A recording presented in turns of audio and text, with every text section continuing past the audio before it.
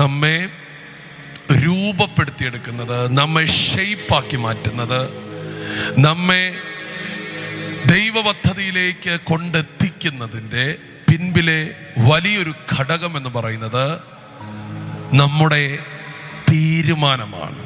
അനേകരുടെ ജീവിതം ഡിസോർഡറാണ്.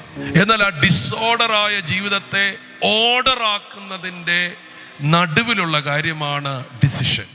കുടുംബത്തിനകത്ത് ഡിസോർഡർ, വ്യക്തിപരമായ ജീവിതത്തിൽ ഡിസോർഡർ, സാഹചര്യങ്ങളിലെല്ലാം ഡിസോർഡറായിട്ട് നിങ്ങളുടെ മുന്നിൽപ്പുണ്ടോ?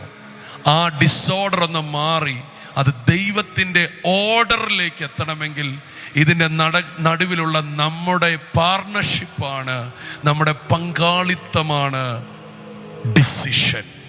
നിങ്ങളുടെ ജീവിതത്തിൽ ഒരു തീരുമാനം എടുക്കുന്നത് വരെ ദൈവം ചലിക്കത്തില്ല. ഒരിക്കലും ദൈവമല്ല തീരുമാനമെടുക്കുന്നത്, നമ്മളാണ് തീരുമാനമെടുക്കുന്നത്. ദൈവം സർവശക്തനാണെങ്കിലും സർവവ്യാപിയാണെങ്കിലും ഞാൻ തീരുമാനമെടുക്കാത്തിടത്തോളം കാലം ദൈവത്തിന് എന്നെ ആ ശുഭകരമായ ജീവിതത്തിൻ്റെ വിജയത്തിലേക്ക് നയിക്കാൻ കഴിയത്തില്ല.